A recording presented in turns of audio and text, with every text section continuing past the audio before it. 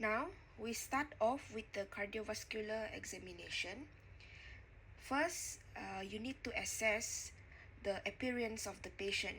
Look for any signs of pallor, and for the vitals, you need to check whether the patient have tachycardia, tachypnea, or fever.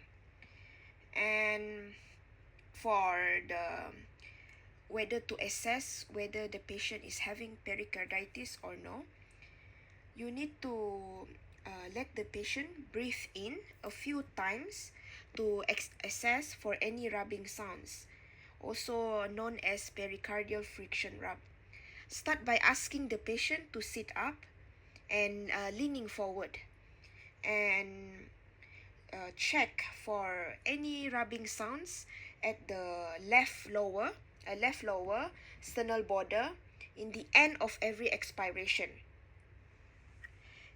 Next, we are going to do for respiratory examination. Okay, so for respiratory examination, you need to have the patient either sitting up or lying down, in which position they are comfortable to do so. So, first, you need to ask the patient to take a deep breath while their mouth open. And while that, use your diaphragm of the stethoscope to listen to the sound of the breath.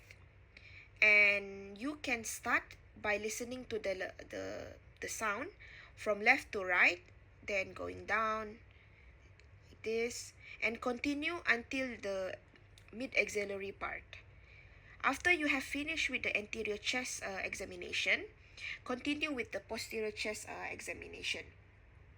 And it is advisable for you not to move too fast, because you need to compare the intensity of the breath and the pitch of the breath sounds.